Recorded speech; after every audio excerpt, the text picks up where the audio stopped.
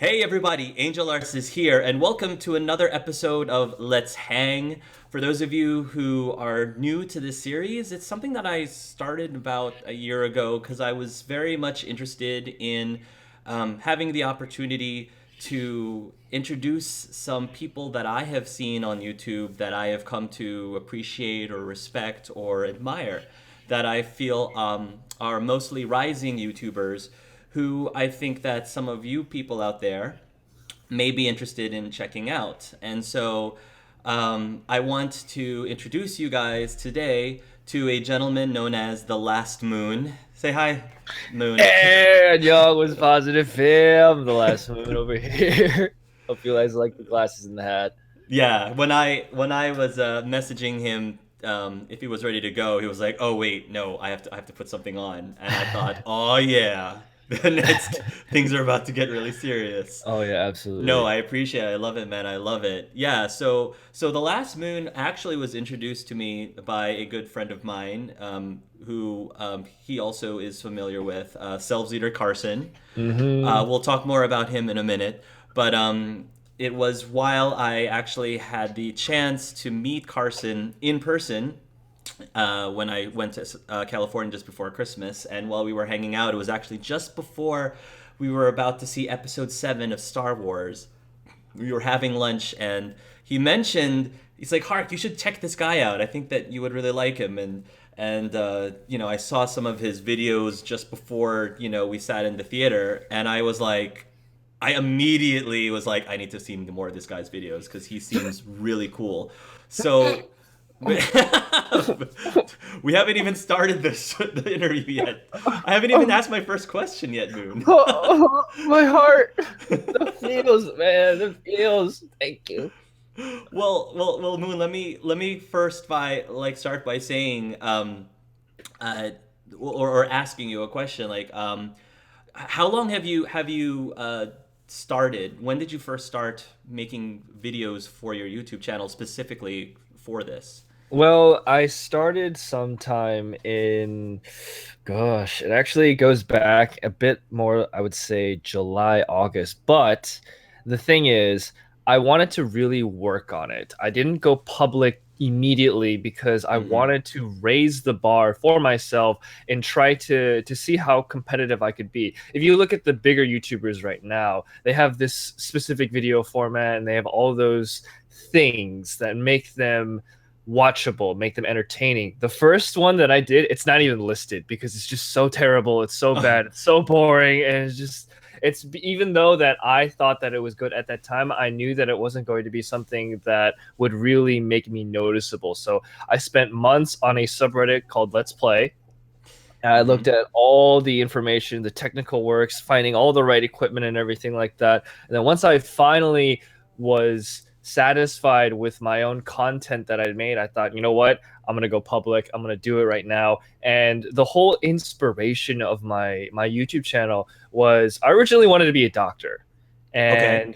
and the reason why that I decided not to do that was because I realized that it really wasn't for the right reasons. Was I it wanted because to. your parents wanted you to be a Oh, doctor? that's actually the I second it's reason. a Yes, it's an Asian thing. I know. My it mom is. my mom's a nurse. She wanted me to be a doctor. I know all Yeah. about it, bro, but Oh, it you can is. it's an It Asian totally thing. is. It But go ahead. totally is. So my, the familial obligation, if you will, to please my parents, essentially, Hmm. was the reason. The second reason was because the money. But if you actually get Yeah. into understanding the medical field, they're losing money now. It's Hmm. the amount of money that people get for being a doctor or whatever is actually lower. The reason why there is a deficit in general physicians is because they don't make as much money as specialists, so that everybody's trying to become a specialist. And Mm. so the third reason, which I think was the most shallow and hollow reason, was because I wanted the prestige and the honor of people viewing me in a higher esteem of just, oh, he's a doctor, I must now respect him. And those are honestly not the right reasons to be a doctor. There Hmm. it's just one of those things where I had spent 4 years. I graduated college with a neuroscience degree. Did all these Wow. programs like health coach program where I was assigned patients, did a bunch of things that would lead me towards the medical career. But at the end of it all, I realized that it wasn't really what I wanted to do. If I Mm, really wanted to help people, it could be that avenue. But the real reason that I wanted to do my YouTube channel was because I've noticed kids these days on the internet, they're extremely negative. The flamers, mm-hmm. the trolls, and these are just young kids. Yeah. Kids, and I actually understand what it's like because like you and I, we both grew up with the internet, so Yeah. we know firsthand the culture, where it starts, where it originates, and the mannerisms, the memes. And I thought to myself, okay, well, I actually know for a fact the people that I grew up with that were influenced to the extent of this negativity, what kind of people they are now, and I can actually give you insight into what kind of people they will be. So Mm-hmm. there's this person, I'm not going to mention his name, but he wants me to be on his professional CSGO team. And I thought this was a great opportunity for me to get into the professional gaming community.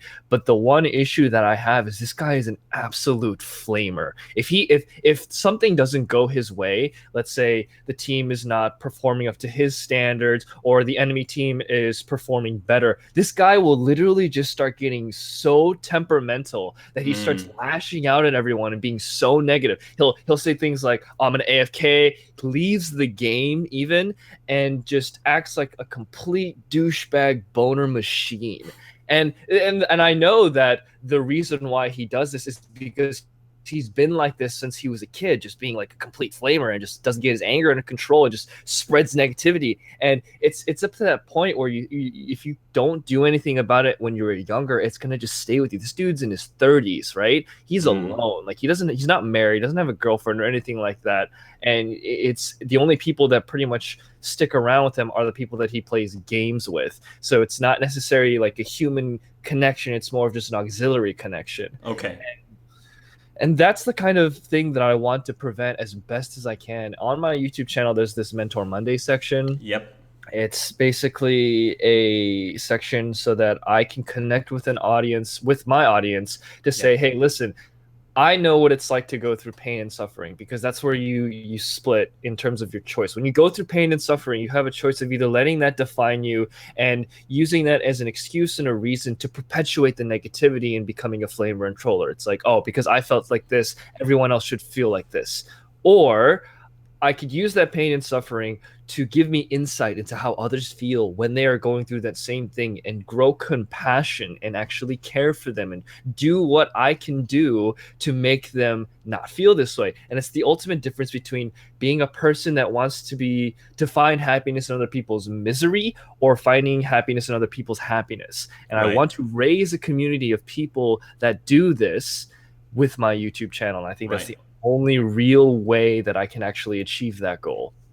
Yeah, I have to say, when I was going through your videos for the first time, your Mentor Monday videos were the ones that I latched on almost immediately because it's such a great idea. It's basically you put on it's a brief topic. It only lasts like maybe like 5 minutes or so, and you just talk about stuff like staying positive or how to how to argue a point or how to be happy. Just how to be happy. And the stuff that you say just seems very genuine. And what I have observed from you is you really try to emphasize connecting with your audience on a very personal level. And Mhm.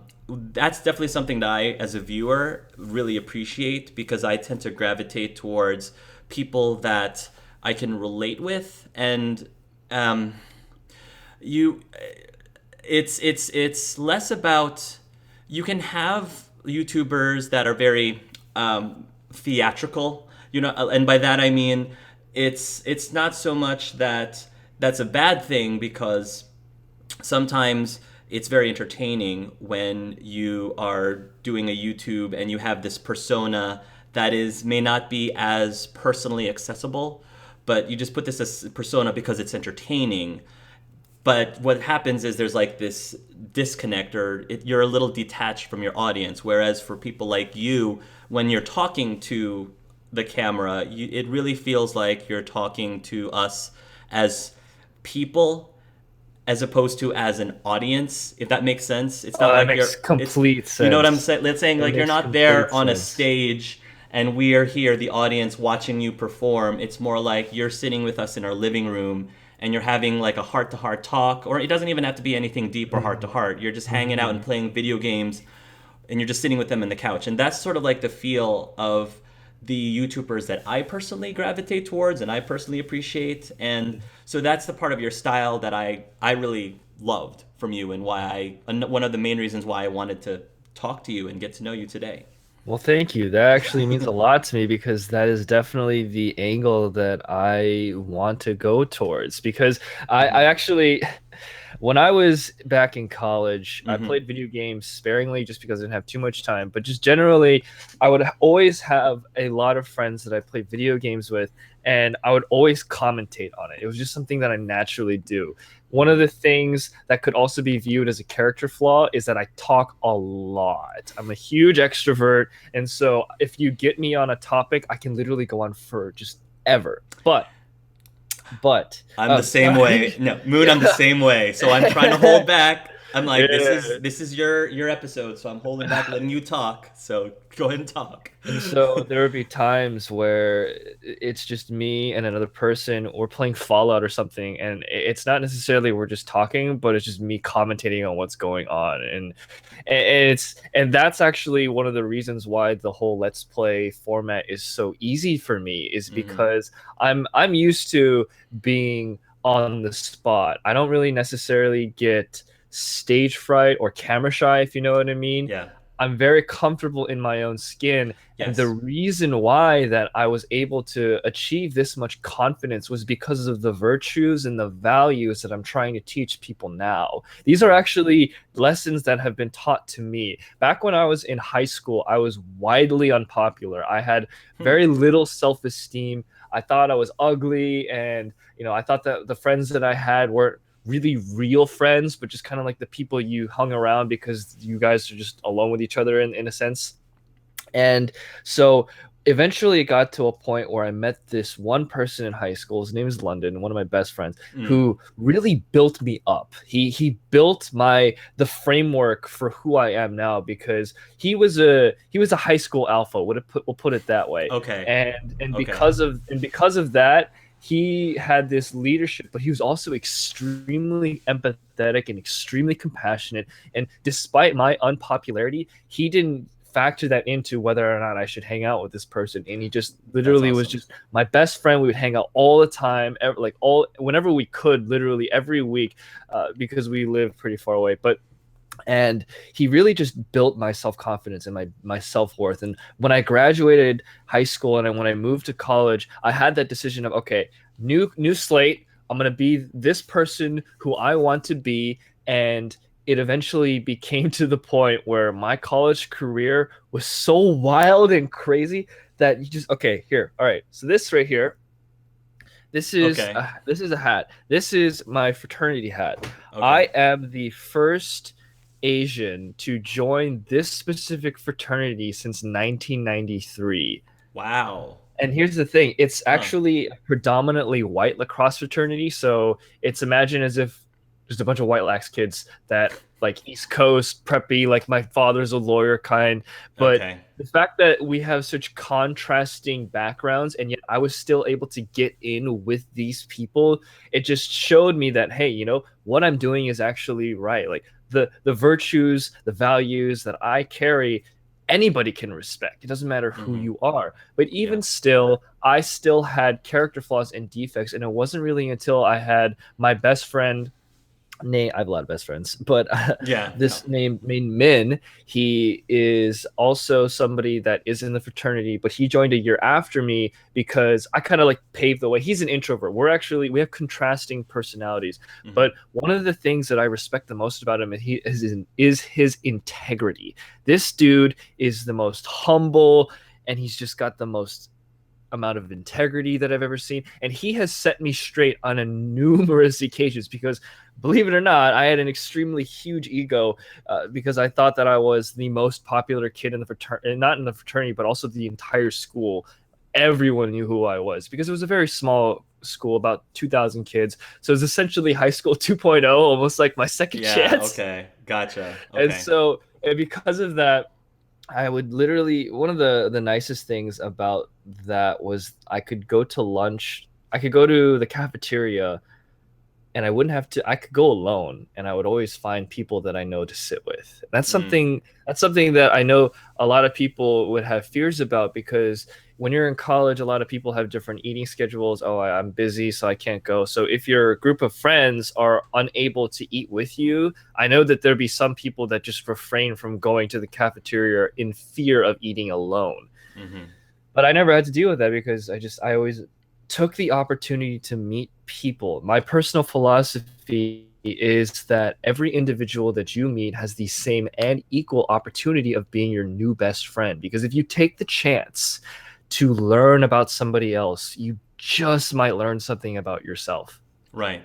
No, I totally agree with you. I totally agree with you. And it's so cool that you had all these people in your life who there's people that come into your life and you kind of feel like, oh man, they're so cool, but they're kind of out of my league. I don't know if I can hang out with them. And then, but then you find these other people who, oh man, that's so cool. And yet I can kind of relate with that person, and that person seems to be cool with me. So, and those are the people that I tend to really respect a lot. Mm-hmm. And that was the other thing that I thought was really neat about your videos is you strike me as a very confident kind of person, but still humble and not so cool that this person is like Mm-hmm. above me in social stat in like in the social food chain, I guess. Disconnection. So yeah, yeah, exactly. So I guess what was it that led you to actually start doing like YouTube? Like you sort of touched on it, but I guess I'm trying to ask, like, was there was there something specific that actually made you decide, okay, I'm going to do this. I'm going to go ahead and do it. Yes. So, okay, try to make this as condensed as possible. Don't want to make this Okay. too long. Okay. I was in film club when I was in high school. So Okay. that's how I got my video editing skills and my creative eye for video editing. And after I went, or after high school, I still had those skills. And then when I graduated and I decided didn't want to be a doctor, I decided I'm going to form an internet personality because I feel like I have the confidence and skills to do that. So I started off making vines. But unfortunately, Vine isn't as popular as it once was, and it's even more difficult to get noticed. Plus, with just the short amount of time you have, it's really hard to spread your message. Yeah. So then I decided, okay, well, Vines are they got me some far. I got like around 800 followers in about 3 weeks, which I guess was good for me. But that's not the point. And I decided, you know what? YouTube is never going to die. It's going to be there. It's the new TV. So and it's still relatively new. So I thought to myself, okay, I'm going to form an internet personality for myself through YouTube while it's still in the relatively early stage now Mm-hmm. before I do it or I try it later and it's even more difficult. It's essentially the phrase, I would be kicking myself because I haven't done it yet. And so I thought, you know what? I have a lot of fun playing video games. I laugh a lot when I play video games because they're so entertaining to me. And when I play with friends, it's even more entertaining and much more interesting. So why not just film that? I always had the thought in my head ever since I was a little kid. Whenever like glitches happen in the game or funny things happen in the game or funny comments that my friends and I said, if we had just recorded that, we could have just shared that with the world and other people could enjoy it as well. So that Mm-hmm. mindset has always been in here for the longest time, but I didn't take action until I was ready, graduated college, made sure I had a lot of free time. Mm-hmm. And I was also spiritually ready to actually do all of it because I didn't really find myself or feel like I was in the position to actually start doing this until after college. And this has been the only thing in my life I have a huge habit of quitting things, picking things up, getting really Mm. excited about it, getting very driven towards it, and then do something, achieve some level of success, and then once I have that, I'm just satisfied. I'm done, and then I just move on to the next fad, if you will. So whether it's taekwondo, DJing, dancing, light show gloves, violin, piano, drums, even there's just so many things, but although they all have a bit of I would say experience under my belt, so I can do various different things. Like sometimes you'll see Hmm. me do freestyle rapping, or sometimes Yes, you'll I hear me. noticed that. Yeah, Hmm. sometimes just you hear me singing. I do I have. yes, I when you started singing "I Can Show You the World," I was like, "Oh my God, this guy can sing too! So multi-talented." And so because all of these different experiences, despite the fact that I did quit them, it still is something that I can use. And YouTube was the perfect outlet for that. And I have finally found something where I wake up in the morning and Hmm. that's the first thing that's on my mind. It's the last thing that is on my mind before I go to bed, and the first thing on my mind when I wake up in the morning. And I feel like that finally I have found that true calling, that true passion Yes. that really tells me this is what you're going to do for the rest of your life, and I'm okay with it. You seem like you're extremely passionate and committed to it. So, and you're still, like I said, starting out within the last several months. You said what 3 months, I guess, it's 3 months. November. Yeah, that's yeah. So I'm excited to see like where you're going to be like a few months from now, a year from now, because you've already have over almost 300 subscribers now. I Yeah, think, very close, which about is nothing. 299. Yeah, which is nothing to sneeze at for just being around for 3 months. So, I guess my next question is, especially for people who haven't visited your channel yet, is what kind of games do you enjoy playing, and what kind of games do you enjoy putting on your channel? Because those may not necessarily be the same thing. So, All of them. all of them. Literally all of them. Here's the thing. Okay. I structured my YouTube channel as if I am my own television broadcasting station. Okay. So every single day has a specific theme that caters to different people. So the Mentor Monday is for just general audience, mostly for the younger generation, the kids watching Sesame Street or something like that. Okay.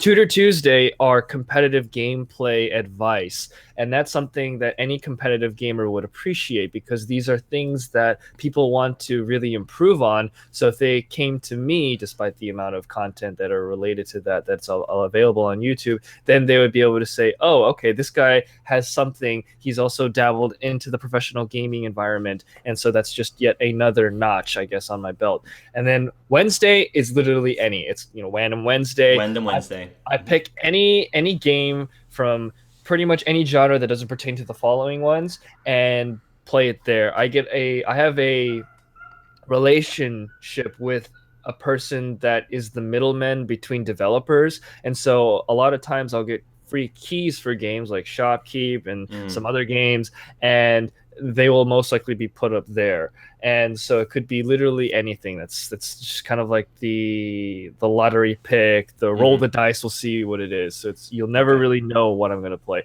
Thursday are strictly horror games.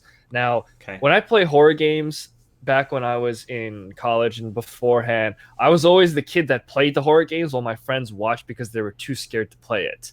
And Oh. and so I actually understand why horror games are so popular, but that was actually when I had friends around me to play. Like I still remember this one time.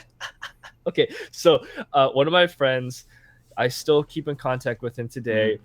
We met up and we were catching up, and I was like, "Do you remember my old house?" Blah blah blah. And he says, "Dude, I still remember that one time where you literally locked me inside your computer room, turned off the lights, Oh and God. forced me to play Bioshock."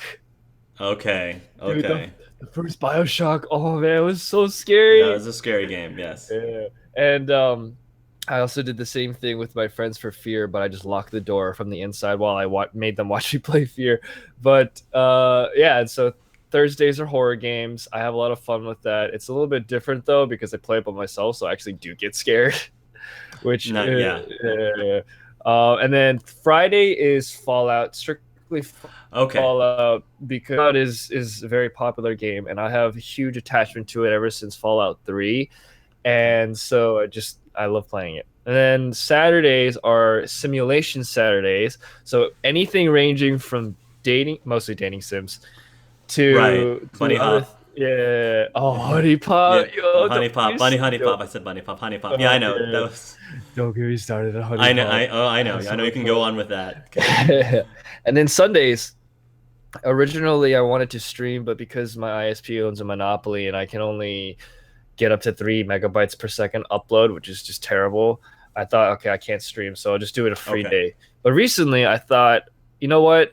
I'm going to start a story time Sunday where Huh. I record gameplay of CSGO. It's very generic, it's very Okay. bland, but what's important is what I'm saying in the background. So I actually released my first story time Sunday today. I'm thinking Okay. about actually incorporating stories not just from my life but other people's lives, but that's still up in the air. I might do another video today, but regardless, that's pretty much my entire schedule for a week. That's a really awesomely diverse set. And more power to you for being able to maintain that schedule because it's not easy switching around, like shifting gears so much. I personally would probably drive myself crazy if I'd be able to do that. So major props to you for handling that. My next question, just because I've been curious since we started talking, is where does your name, The Last Moon, come from? Oh man, this is okay. Prepare for a fields trip Okay. because it's freaking Okay. powerful. I All like right. fields trips. I was born in Dallas, Texas, Hmm. and when I was six, about seven, I moved to Australia. When I was 7 to 8, I moved to New York. And then when Wow. I was 10 years old, I moved to South Korea. And then when I finished high school, I moved to Ohio. And after college, I'm now in California. So 6 times I Wow. moved. I've literally been all over the place. That is impressive. And here's Wow. and here's the thing. The really sucky part, especially as a child, when you move, despite being able to experience these rich cultural atmospheres, is you lose your friends, all of them. Mm. You don't keep in contact with them anymore because you guys are just leading separate lives. And it was really painful for me to have to deal with that. And so I ask my mom every time, could I have siblings? Because at least my siblings would be able Mm. to, yeah, Right. Come with you. would be able to come with me and keep me company. And my Mm. mother miscarried 3 times. Oh my gosh. Yo, Oh. yeah, I know. And my father is the only male of his side of the family, and Oh. I'm an only child. So because I'm an only child, I am the last moon. Wow. That's pretty deep. That's Yeah. pretty deep. Wow. Thank you for sharing that story because that's definitely something that's I would think would be something very private. But I appreciate you opening it up to somebody like a complete stranger, pretty much like me. I appreciate that. You'd be It means a lot. surprised, man. One thing that I've learned, especially from moving so much, losing all of your friends and having to make new ones, which is kind of the reason why I have this personality now, is Hmm. that if you are willing to just be completely open and your deepest insecurities that other people may find really private, if you're just willing to tell a complete stranger that, you'd be surprised how deep of a connection you can establish with someone so quickly. And Hmm. that's why my personal philosophy that every individual could be your new best friend stems from. Gotcha. I'd like to, at the same time, I'd like to think, and I know that it wasn't easy while you were growing up, but I'd like to think nowadays with social media, it's probably a lot easier to keep in touch with people than at least it was back in the day. Yeah. Because I mean, Mhm. I'm old enough to remember the days before internet, which means before Mhm. email, before Facebook, before any Mhm. of that stuff. If I had to, contact somebody that was outside of my area code, I Mhm. had to pay. I had to Mhm. pay to call someone out of my area code because we didn't even have cell phones that allowed for that. Mhm.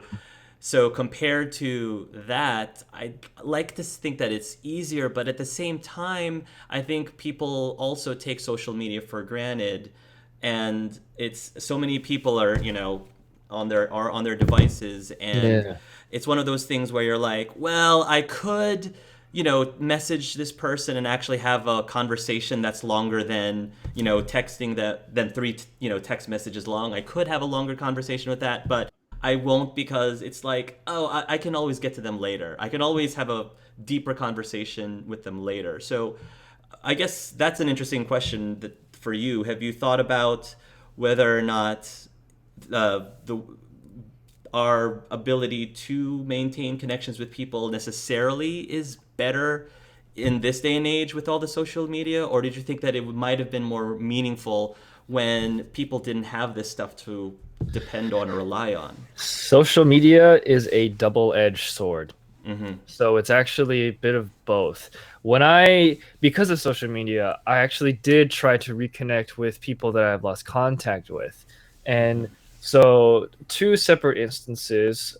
One was this happened in 2013. I Facebook messaged everybody that I could remember from my elementary school back when I was in New York. And I wrote a section for each of them saying, this is who you are. This is your full name that I still remember. This is one memory that I have of you. And it's just this huge, long document with all of these people added onto this document saying, hey, we lost contact after I left, but this is Mm-hmm. the memory that I have of you guys. That's And all, sweet. and only like 3 people out of 20 actually responded. Mm. But that just goes to show you, yeah, social media gives you that option, but still, you lead completely different lives. So the incentive of actually doing that is not necessarily there. But on the flip side, my New Year's resolution is actually to bridge contact every week with somebody that I had lost contact with. And so what I did recently was I messaged one of my neighbors back when I was in New York, and he responded. He's just like, yeah, man, I'm a little bit busy right now, but as soon as I get some time, we definitely need to catch up over Skype. That's actually pretty awesome, because that's also my, I kid you not, that's also my New Year's resolution as well. Because Hey! I reached out to a friend of mine who moved to Japan, Mm. that I was so bummed because he was actually here in the area where I lived, and he was having a surprise birthday party, which his mom told me about, but I never got the Evite. Like, it got lost in the Ooh. mail, and so I totally missed it. And I was so bummed because by the time I realized it, he was literally like about to board his plane to go back to Japan. So I contacted him and said, "Hey, can we please like do a Skype chat?" And we're setting one up. So I'm trying to make it a point, like you said, Mm. to try every week to reach out to somebody Yeah, and try to at least, begin the process of reconnecting. yeah, And I think that's super important, absolutely.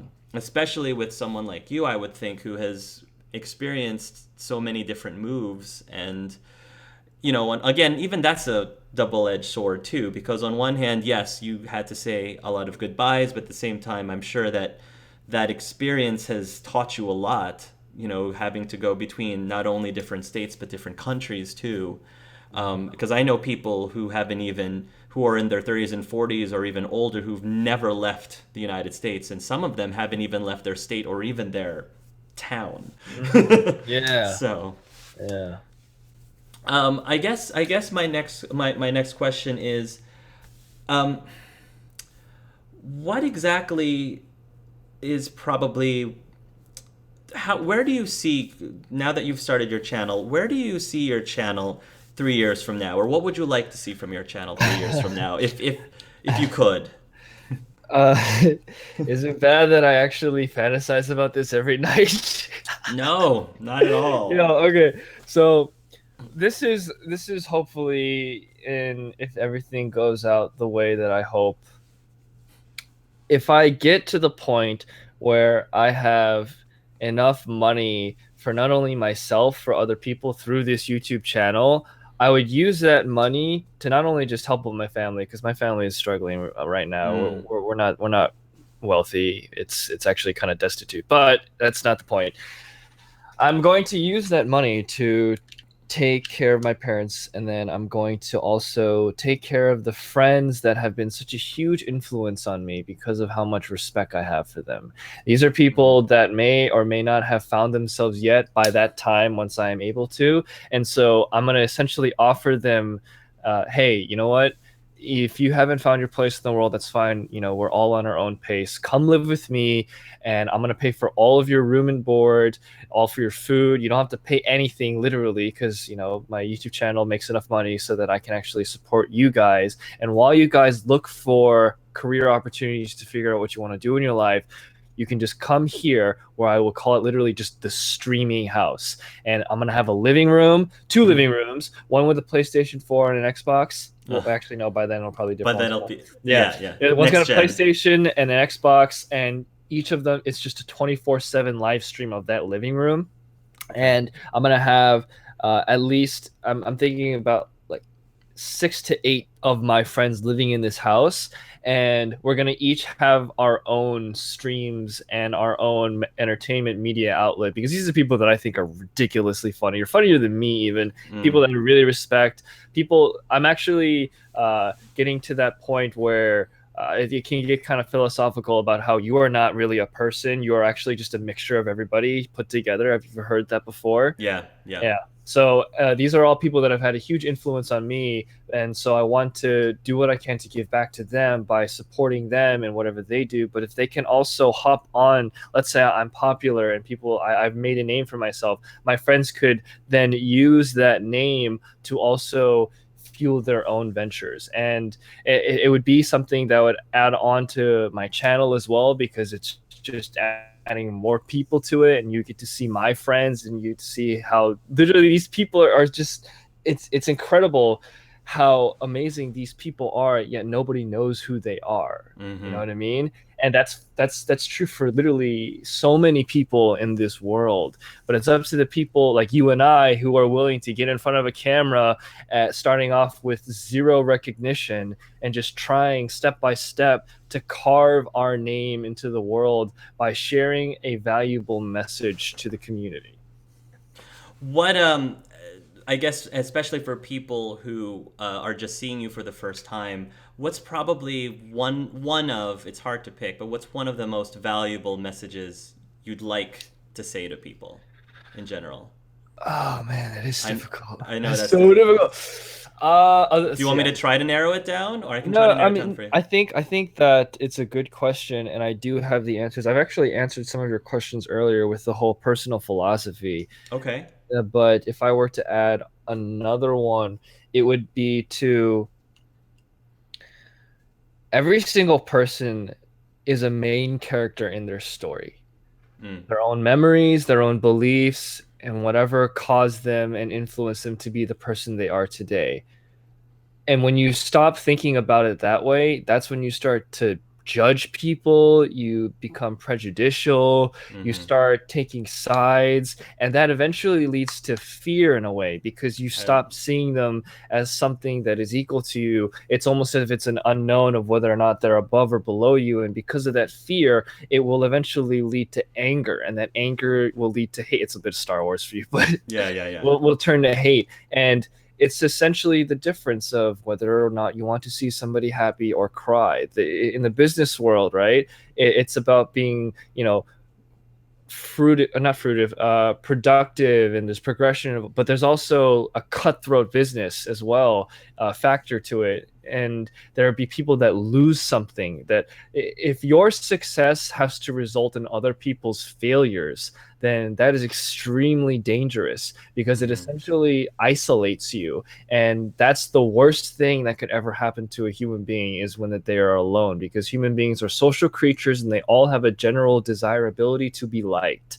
So if you go around labeling people, judging people, not even giving somebody a chance to speak and share with you their story because of your own self-absorption, then you're Mm-hmm. really missing out on the world. And that's the huge biggest that's one of the biggest issues that I have with people that are social media, how do I put it this way? I'm trying to phrase it as delicately as Dependent? possible. Uh, I would Social media I would say dependent? self-absorbed.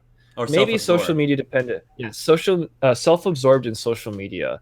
It's like, look at this alcohol that I'm drinking, look at this food that I'm eating, look at the fun times that I'm having that pretty much everybody else has done before, like I'm at a nightclub or something like that. Which, I mean, I fall victim to, but I try to make my Snapchats as interesting as this is kind of delineating the conversation, and I do apologize. That's But fine. basically, I am just saying, yeah, everybody's a main I character in their own I story. I like that message in particular because now that I think about it, that actually would help a lot. Because, for example, if you come upon someone who is being a total jerk to you, or you just don't like that person, or for whatever reason, you just clash. Your personalities clash. If you Hmm. look at it in a, well, that person has a story. Everyone has a story, and maybe if you took some time to try to understand that person's story, like how why they are the way they are, maybe something happened to them in like earlier in life, maybe something happened to them that day that just caused them to have a very bad day. If you see people out in the streets, a lot of people, see the homeless and other people like that, and each one of them has a story. You see Hmm. veterans all the time. They definitely have a story, and it's a way of under if once you get to wrap your head around that, I think that your ability to look at people as rich living people, who, and by rich living, I don't mean that they're necessarily always happy, but they have sadness, they have anger, they have fear, they have disappointment, they've had good times, bad times, depressing times.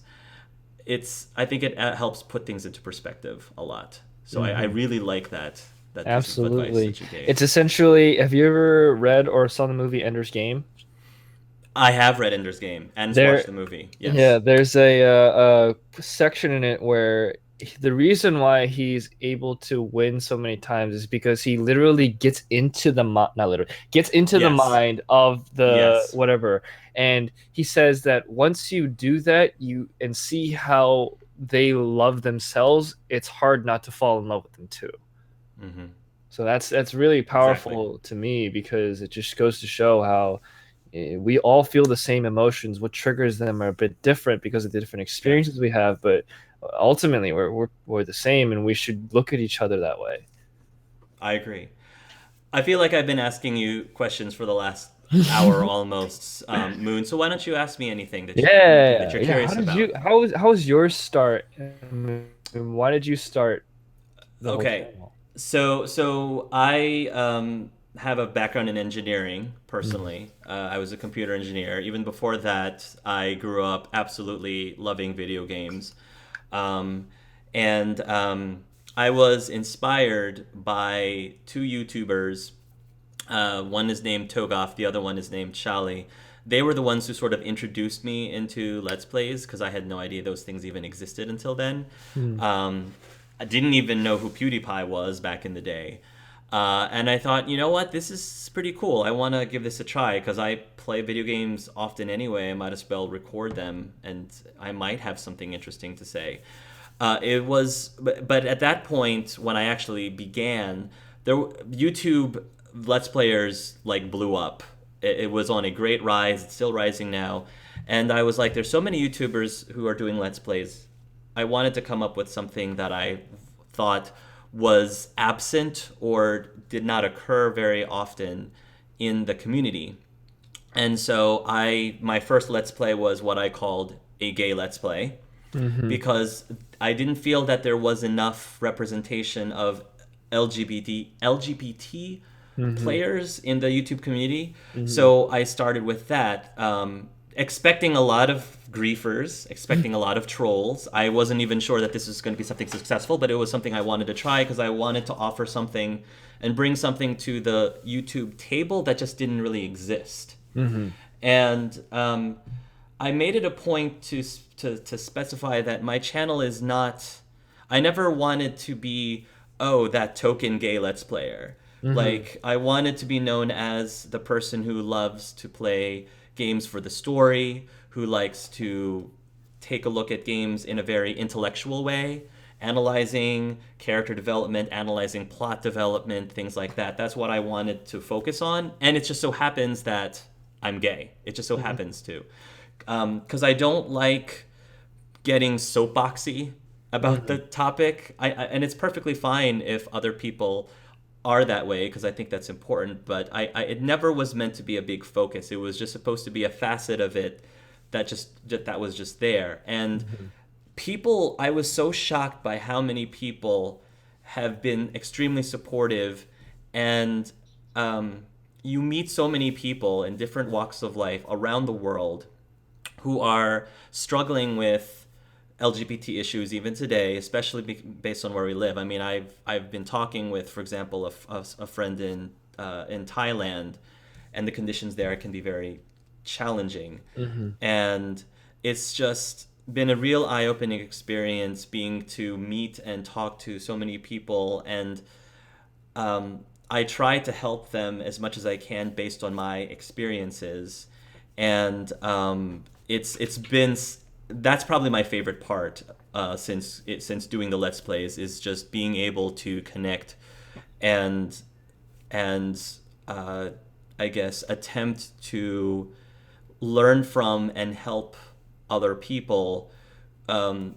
not only just in the LGBT community, but just in general, who have ever felt depressed about something or felt a lack of confidence or shyness or just the feeling of not belonging, um, which I think everybody goes through. And Mhm. so, yeah, I mean, that's as brief of a concise way that I can explain how I Mhm. began my YouTube channel.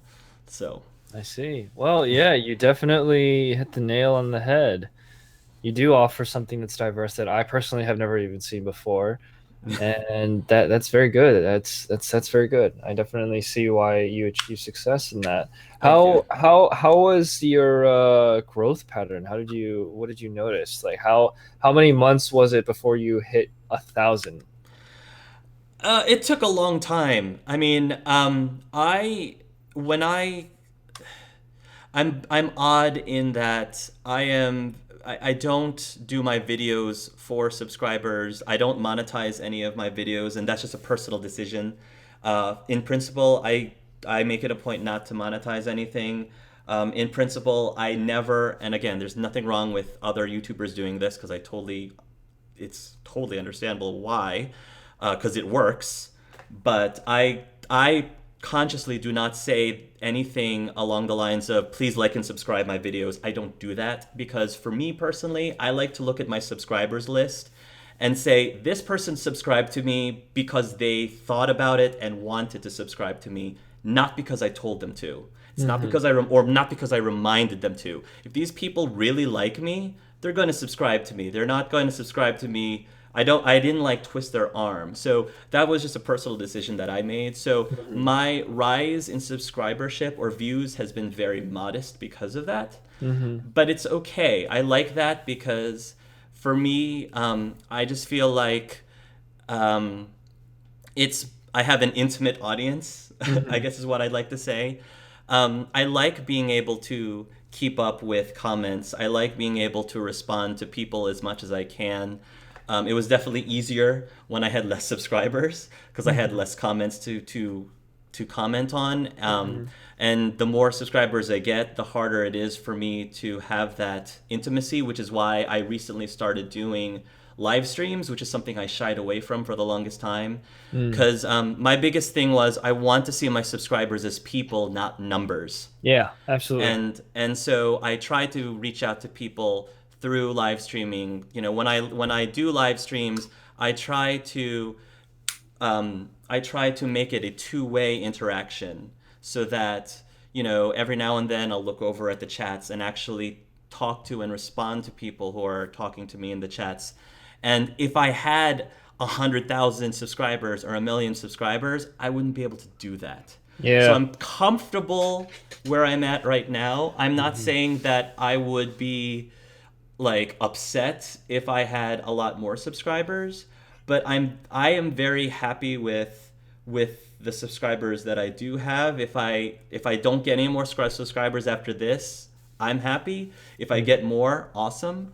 So I never look at. I try very much to not pay much attention to the number of subscribers I have or the Mm-hmm. number of views that I get on my videos, because for me that's not the point, and for me Mm-hmm. that's not where I find fulfillment or happiness or a measure of this is how I succeeded. Mm-hmm. Because I feel like I succeed when somebody comes to me and says, you know what, that advice that you gave to me, for over the last week, 3 people have said I'm about to come out to my family, and Mm-hmm. I tried to give them the advice, and when they came back to me and said that, you know, the advice that I gave them helped, that to me is a success, Mm-hmm. not I just got 100 new subscribers in the last week. Does that Yeah, make yeah. sense? Oh yeah, So, absolutely. You much more humble of a man than I am, actually. The reason why I want to be able to, climb the ranks and have more subscribers is because I want more people to be able to understand that message and hopefully spread it as yes, well. absolutely, and I think that's a great reason too. I mean, it all is all dependent on your reasoning behind why you do things to try to Hmm. promote your channel, and Hmm. I this is why I'm doing this interview for you, because I think that you deserve to be recognized and you deserve to be promoted and you deserve people to see you, because I think you give them a very good message. So you know, I just because I don't tell people to like and subscribe to my own videos, I definitely tell people you should like and subscribe this person's video. So I'm telling everybody, please check out, if you haven't checked out TheLastMoon, check out his videos. Please like and subscribe him if you like him, because I definitely endorse him and what he does, and stuff like that. So hopefully Yo, yo, that so yeah, awesome. much loves. Yo, What other question? Go ahead. Go ahead. that reminds me. I have a story about one of my close friends from high school coming out. Would you like to hear it? Yeah, yeah, please do. So it happened like this. He is the most bro person ever. One of the least Okay. likely people that you would find turning or not turning, but coming out as a Right. homosexual. You don't. You And wouldn't. He doesn't fit a yes, stereotype. he doesn't fit a stereotype. Okay.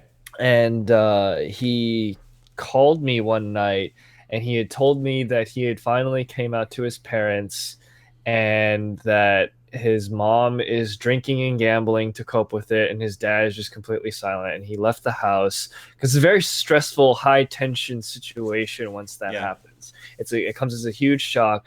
And I was the first person that he called, and I was very thankful for that because he was very comfortable with me and that he knew that like I was a person that was trustworthy with something like this.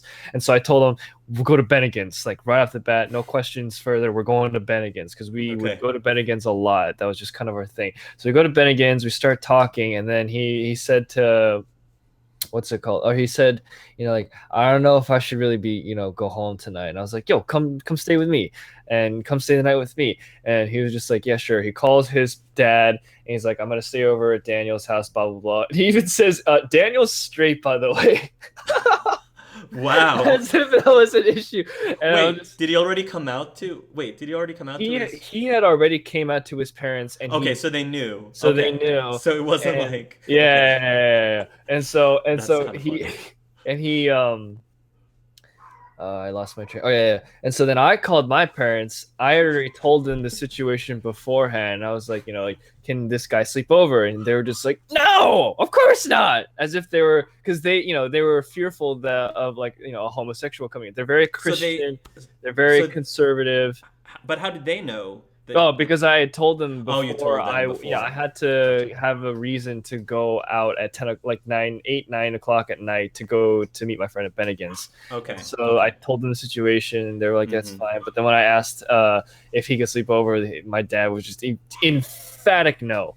And Okay. so I was like, no, you're sleeping over. I'm going to do whatever you're sleeping over because you're my boy. I got you, son. And we go back to my place Okay. and I told them, all right, this is what I'm gonna do.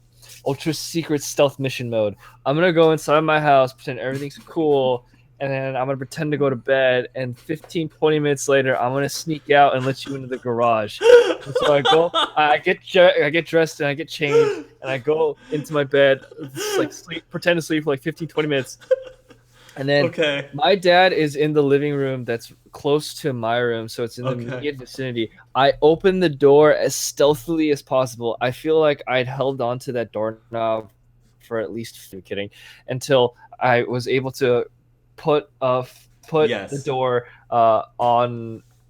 I opened the door, and then I was Yes. crawling on my hands and Oh my knees gosh.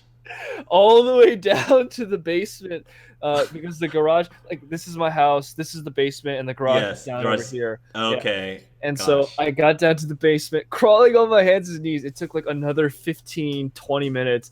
And then by the time that I was able to open the garage door for my friend in, like 45 minutes to an hour had elapsed. And it was cold too. It was like below freezing. He was only wearing like a thin hoodie too. Oh So when I opened the jeez. garage door, when I saw him, he's literally just got like the hoodie like tight up. Like this is as much of his face that Yes. you can Uh-huh. see. He's just shivering. And Oh I'm just like, dude, I'm so sorry. Can you come? Like, all right, everything's cool now. And so he slept in the bed that we have in the basement. It's pretty okay. much it was like an apartment in my basement, which was really Okay. nice. And so he was able to stay the night, and nothing bad happened. It was all cool. Your My dad didn't find out? my parents didn't find out, and he left early the next morning. Wow. It's tough to disobey your Asian parents. It's tough. It can Yo. be really tough. Oh man, it is. Believe me, I It know. is. I know. Yeah. And I had to come out to my parents, and that was really difficult. Mm. But what else do you want to ask me? Yeah, I would like to ask you just what's your top three favorite games? And Oh, okay. Ah, that's we'll tough. do this Okay. way. Franchises, like series, like not like Okay. it's only one game came out. Okay. It's franchises or series. Okay. Well, I think it took no surprise. BioWare has always been one of my favorite companies. Mm-hmm. So we're talking Dragon Age, we're talking Mass Effect. Like if Mm-hmm. you want to clump all of those games, the Knights of the Old Republic is in not the MMORPG, but like the original Yeah, yeah, Knights yeah, of yeah, yeah. like that's one of my favorite games of all time. So that genre is over there. Mm-hmm. Um, gosh, what else? Um, as far as old school games, probably my one of my favorite games growing up as a kid was it's a tie between like Chrono Trigger from the Super Nintendo and Mm-hmm. Final Fantasy 3/6. I love Final Mm-hmm. Fantasy Final 3/6. Fantasy, Final Fantasy. Yeah. Are you looking forward to Final Fantasy? Is it 15 that's I coming think it out? is 15. I 15. I'm honestly, I've excited been for that. expecting that since like what 2011 or something like that. I can't remember, but Okay. yeah, there was there was a trailer for it a long time ago that I can't remember, and I just remember being so pumped up. I was a little disappointed Yeah. by Final Fantasy 13. There was this Okay. point in the game where I literally couldn't progress further because I kept dying to the same boss. Not Yeah. boss, but like a monster. I can't remember what it was, but yeah, I did appreciate the story up until that point. Don't get me wrong, but Yeah. I think my favorite Final Fantasy game was 10. I Final love Fantasy 10. 10, I love 10, 10. 10. Oh, 10 was so good. yo, X2. I didn't appreciate it too much, but the song that they did Yes, the pop for the song. Oh gosh. oh It yeah. was just hilarious. Like I don't want to get off topic too much, but it was just hilarious just seeing Yuna's transformation Yeah. as in the transformation between the games. Cuz Yeah. you know, she starts off as this completely covered here, should I do this? I don't know if I should do this. Very, very Yeah. put me into it. 'Cause she's basically a priestess. And Yeah. then to this, you see the trailer for X2, and she's got like the short shorts, short shorts and gunslinging Charlie's Angels look. Yeah. She's still like, I don't know if I should do this, but she's still like that. But the way she's dressed, you're like, Yeah. wow, I mean. Yeah, it's huge. You know. And don't even get me started to Rico's outfit. Oh in man, the second one. Riku, absolutely immodest. It just, I was actually really big fan of the opening song of X2. I don't know if you remember that song, but it's Yeah, Real Emotion. I think actually I don't know if that's no. It's not the one that A she thousand sings. words. It's called Eternity Memories of Light Waves. I don't know if you've Yes, heard the of it. piano, the Yes, piano. Oh yo, yo, yes. yo, yo. Oh Okay, yes, yo, memory light waves. yo, story Absolutely. time, story time. Okay, Okay, go so ahead. I fell asleep to that song one day Oh, yes, such a because beautiful I song. wanted to play it, and then I just fell asleep, and then I woke up. I'm thinking this song is so dope. This is freaking amazing, and Okay. I had a crush, a really big crush on this girl. This is back in high school, and so I thought I want to impress her, so Mm, I'm gonna learn this the song song. piano, and it ended terribly because it did. Because here's the thing, I didn't commit myself enough to actually learn the song the way that I'd want to, and so I never actually got to play it for her, and she thinks I'm weird, but I mean, regardless, who didn't really have any game or guts, so I mean, granted, it makes sense. And then later on, when I went to college, I realized that I was more in love with the song, and so I wanted to Nice. really learn this song. And I don't know who if you know Kyle Landry, but he does his original. Yes, I love Kyle Landry. Oh Yo! yes, Kyle Landry's awesome. No, Kyle Landry's amazing. I listen to every single year. I'm like waiting for his dearly beloved song from Kingdom Yes. Hearts because he does one every year. Oh no, I'm Yes. so yeah. I Yes. totally Yes. Yes. Yes. Yes. Yes. Yes. love Kyle Don't. Landry. If I could Yes. hire him to like play for my birthday or something, I would like Yeah. totally Oh, throw money at him. I want him That's to be in my wedding, man. you. You should hire. He takes Yeah. people. He does weddings. You Yeah, he should does hire do him. weddings. He does do weddings. But yeah, so Kyle Landry's rendition of Eternity Memories of Light Waves. That's Yeah, the I've heard song. him. Yep. That's the song that I Yep. want. And so it took my entire college career, every year just learning step by step. It's an 8 minute long song, so it's but Yeah. I can play that now from That's memory. impressive. From memory. Just You I should get so excited whenever I see a piano because I just played that song. And please yes, tell please tell me you've recorded yourself for your oh YouTube yes, channel. but Okay. unfortunately the audio quality isn't up to par because I use my phone to record it. Okay. So what I'm thinking is that I'll do it for a special for when I reach a milestone. Good. Also, do you Good. know Andy McKee's drifting, the finger tapping that he does? No, I don't actually. Okay, That one so I don't know. August Rush. Do you know? Are you familiar with that movie? Mm-mm. So it's essentially an unorthodox guitar playing style where instead of strumming it like this, you're literally just tapping around this Okay. keyboard. And Mhm. so it looks really, really cool. And I have that, and I'm actually gonna release that for my 1,000 subscriber milestone. For 10,000, I will do something else. I'm not too sure. But for 100,000, I'm gonna do that song on the piano. And then for 1 million, I'm gonna do a draw my life because it's gonna be the best draw my life you'll ever see because it is just packed full of significant events, twists and turns, and things that you would never expect, really. But I'm looking forward to those. but that song though, I love it so much. It's every time I see a piano, my instinct is to just go.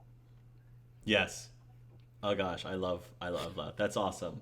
Mm-hmm. Yeah, Final Fantasy definitely they're huge. Mm-hmm. And then I guess for the third game, it's more recent. I don't know if you've played any of the Telltale games recently, Ooh, but Telltale, I mean, Dead. yeah, Walking Dead. I was gonna say Walking Dead season one was Oh probably just yeah, because of the feels. the The feel, feels, so many yeah, feels. yeah. Freaking Lee, man, why? I don't know if you saw the video that I posted of me hanging out with Selbs Eater Carson and Lucky Jack 20 The one we talking about in movies?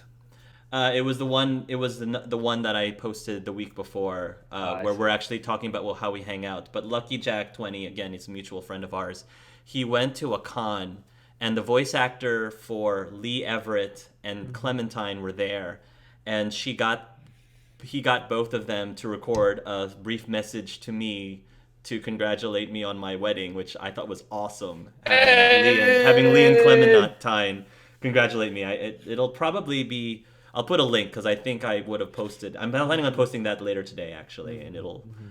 should be up. So that was pretty awesome of them to do. Oh, So dude. I'm gonna Yeah. ask you the same question. What are your top three? Oh. I guess franchises. Oh. Is Final Fantasy one of them, or are Final they? Fantasy for sure. Final Fantasy for Okay. sure. What's the other two?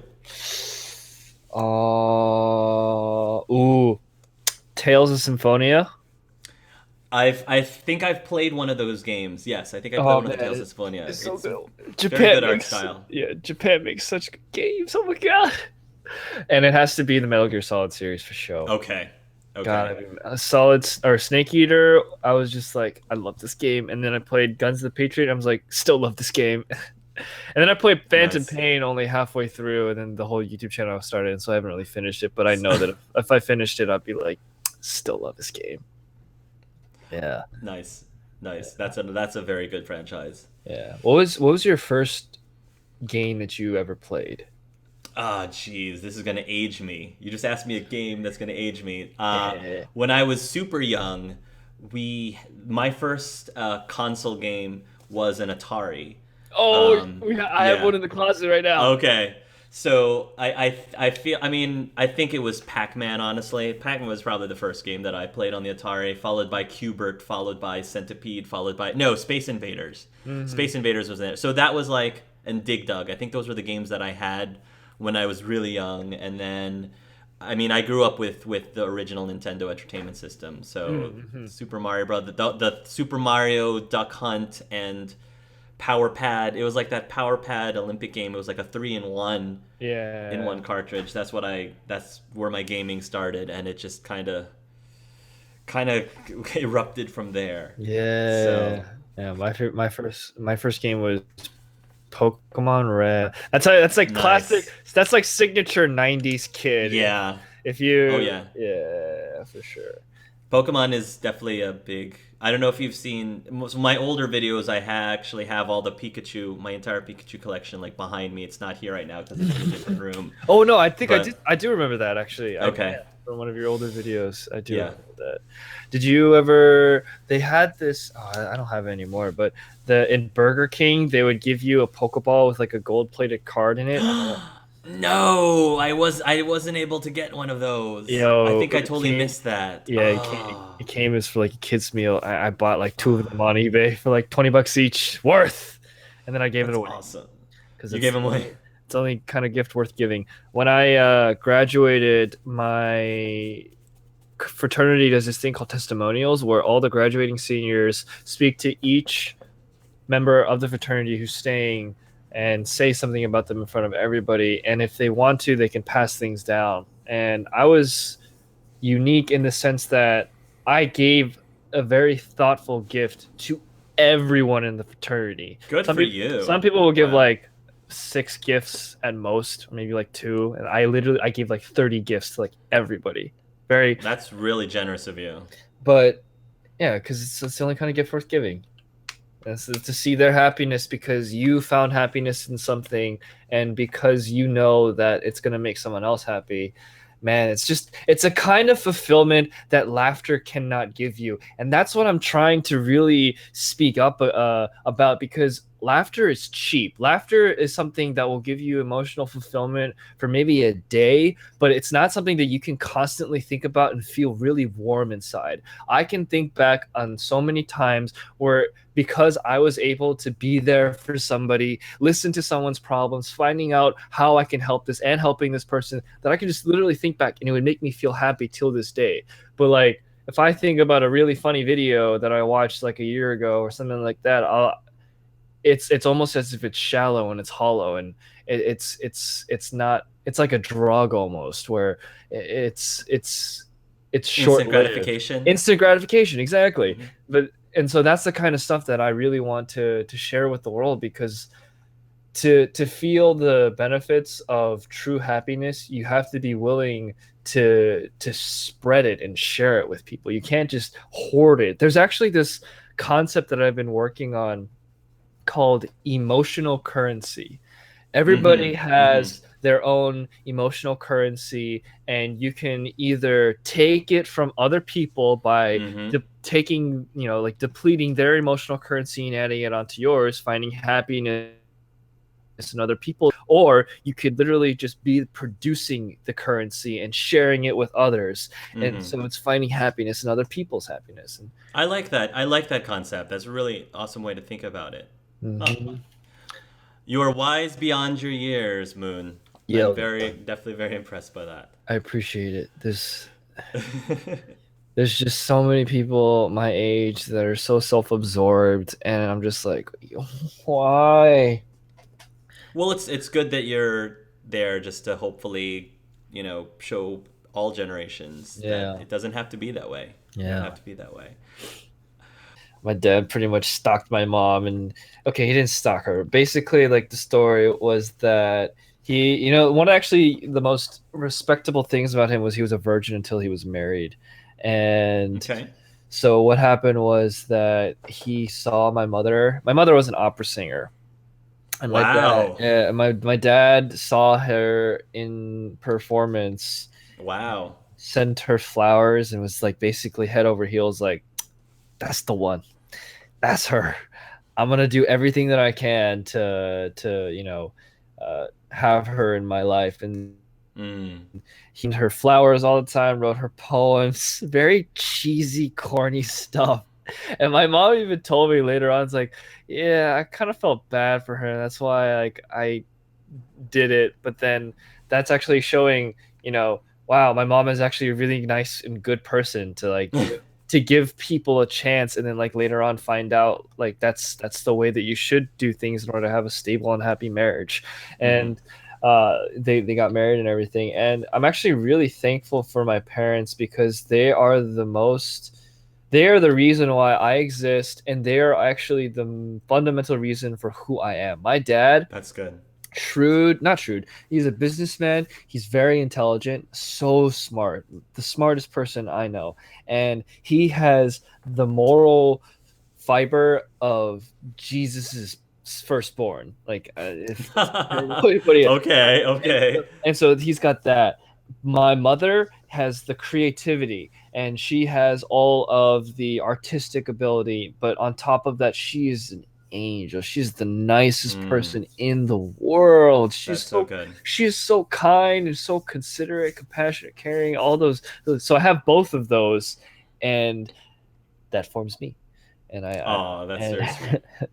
and I'm very thankful for that. But yeah, how did you guys meet? My husband and I, Yeah. it's very boring story. We actually met online through Match.com. Hmm. It was actually by chance that that happened because I had intended on canceling my account with Match 6 months prior to that. Hmm. Because I was on OkCupid and OkCupid was free. At least at the Hmm. time, it was free, Hmm. and I actually was having more success finding dates through that than I ever did with Match. So Hmm. I had in my head I was going to cancel my subscription and continue with OkCupid. Suddenly I get an email saying that my subscription got auto renewed. So Hmm. I'm like, okay, well, I guess I can pay for another 6 months. And I went ahead and canceled it then. But once you cancel it, it doesn't actually cancel your subscription until the sixth or eighth Right. month is over. So Yeah. I didn't touch Match for 5 months. Hmm. So then it came around to my subscription was finally going to be canceled in a month.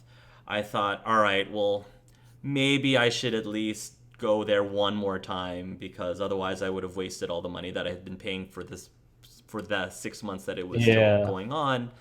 And Colin's profile was one of the ones that I ended up really liking, and so I sent him a wink. He sent me a wink back. I sent him a message, and he sent me a very lengthy message that actually cited things that I said and actually showed that he actually paid attention to what I was saying, which was a very good sign. It wasn't just a sentence or two without any thought that seemed like it was a generic thing you would tell anybody who winked at you or messaged you.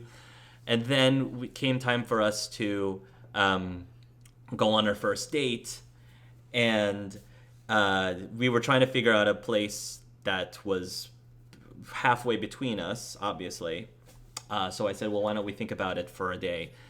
I came up with a restaurant that my coworkers and I would go to often. It's called Sweetwater Tavern. And so I was like, that'd be a great place for us to meet.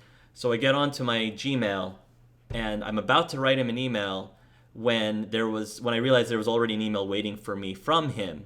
I read the email, and the very top it says, "Hey, there's this place called Sweetwater Tavern that I thought." Yeah, as soon as Oh, I read that, I was like, "Okay, that's got to be a sign." So I nice. was literally about to suggest the same place. So that's where we Nice. went. And then the big thing that broke the ice that got us talking for like 2 or 3 hours was the fact that we both realized we were big Harry Potter fans. So we talked about Harry Potter for two or Nice. 3 years, and then 3 years later, when he proposed to me, it was a long day Harry Potter themed party. Um, Nice. That's and adorable.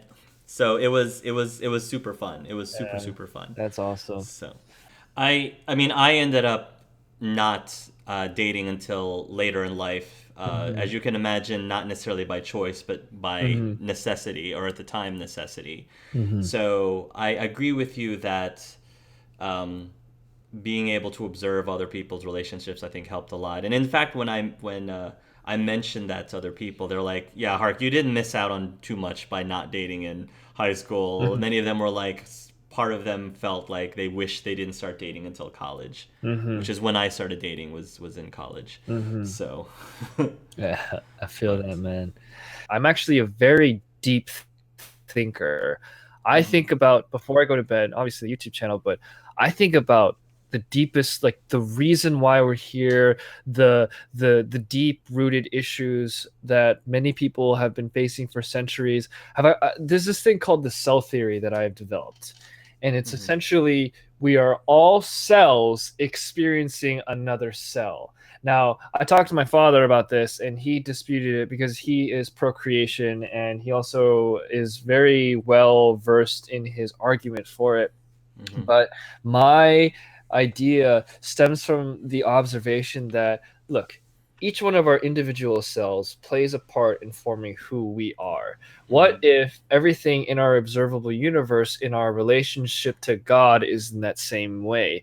We don't know exactly how, like, I studied neuroscience, so I'm at least somewhat versed in it. So we have individual cells that have different organelles that do different things that mhm, cause it to function. Well, we have this little blue planet called Earth that has little individual things inside doing things that you wouldn't mhm, understand. And because of that, things happen.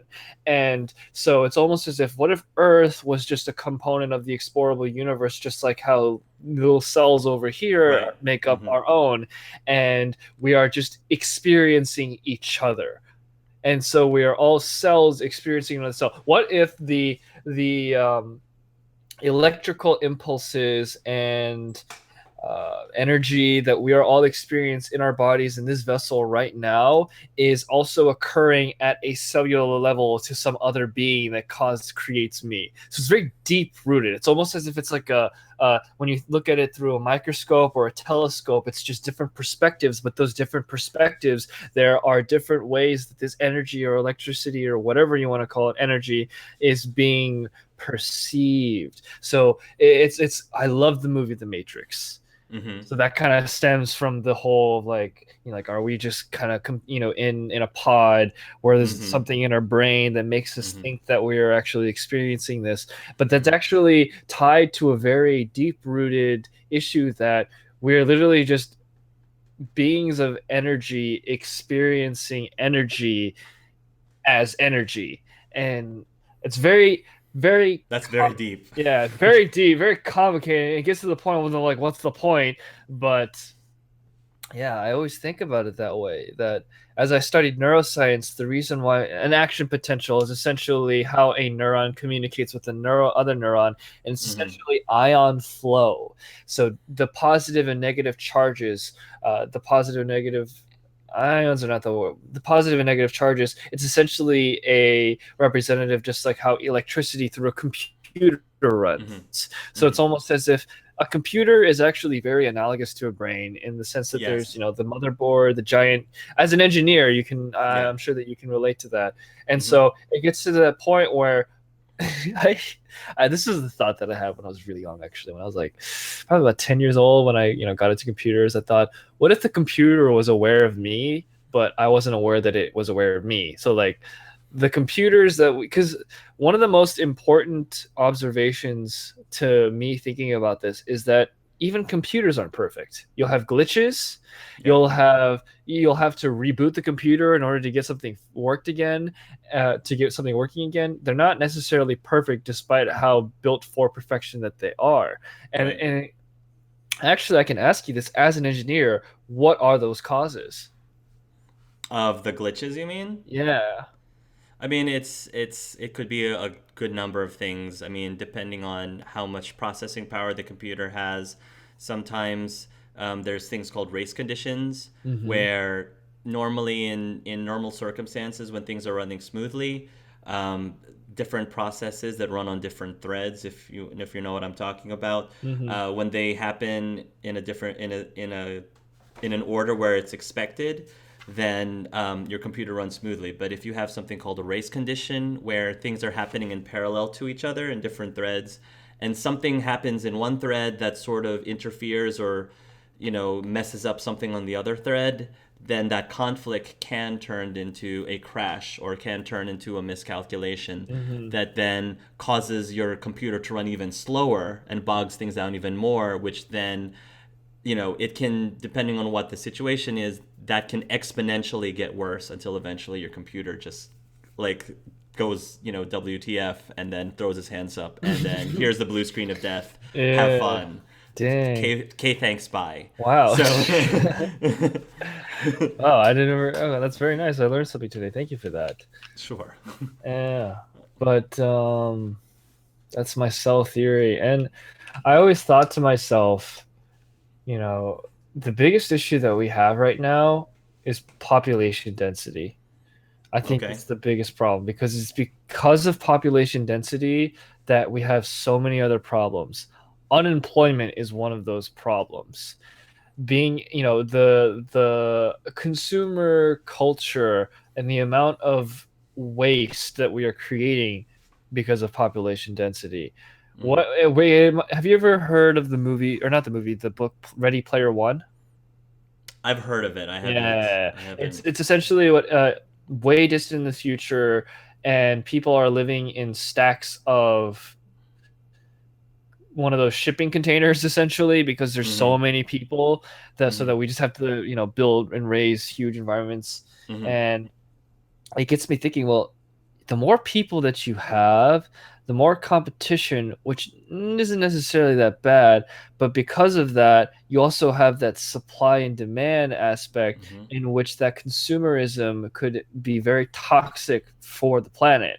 Hmm. And not just for the planet in as the ecosystem, but also its inhabitants, such as the people. Like, I have trouble finding a job, like getting employed and everything like that. I'm currently living with my parents, but it's acceptable, especially since I just graduated from college this year. Right. Right. And I'm trying to, hopefully I can do this as a career. But enough about that. So when you have other people that are struggling with the same thing, they have their own passions, and they want to go do things, but unfortunately for them, they have to go work full-time jobs doing something that emotionally and spiritually drains them. It's like the same concept of working as a slave, almost on a doing something against your will, just by a means of survival, because Hmm. you gotta put food on the table. You gotta find a way to live. And Hmm. some of the only options that people have is to go work at a job that is for Right. somebody, Right. and doesn't necessarily benefit you, but it benefits them, and they compensate you with a means to live. And that's Hmm. just, it's just, you're on a plantation. The trick is finding something in your job that energizes you instead of depletes you, because with every activity that you do, and of course, quite often work comes into play into this, every activity you do, it either drains you of energy or energizes you. Hmm. And so you, for example, trying to pursue something through YouTube is good because you're very passionate about it. I think, you mean, like you said, you wake up and you think about this, you go to bed when you think about this. It's a source of energy for you. It energizes you, it doesn't deplete you. Hmm. And so the idea is that if you're able to find a job that doesn't feel like a job. And the reason it doesn't feel like a job is because it doesn't deplete you of energy, it energizes you, it does the opposite. And that is something that unfortunately can be very challenging for a lot of people to find or to achieve, but that if you're able to achieve it, it's definitely will make you a much happier person, I think, and probably have a more fulfilling day to day life if you're able to achieve it. So, Absolutely. I agree. I agree. I definitely agree. so Moon, I wanted to start to wrap things up. We've been Mhm. chatting for a really good amount of time. I'm so glad that I had the opportunity to get to know you. I'm Thank sure you, this is man. not going to be the last time that you and I will be associating and collaborating with each other. Eh, Would be cool if one of these days down the line we might be able to collaborate on a game for a video or two. That yeah. would be pretty neat. I'd have a lot There's of this fun. game called Who's Your Daddy? Have you ever seen it? No, I've never seen it. What You is it play about? as a baby. One person plays as a baby, other plays as a father. Oh, that's so cool. And I would love to try that. the baby's suicidal and tries to kill itself. And And you're trying to and, save the and you're baby. trying to save the baby. So wait, you're purposely trying to. So Yes. it doesn't sound co-op then. No.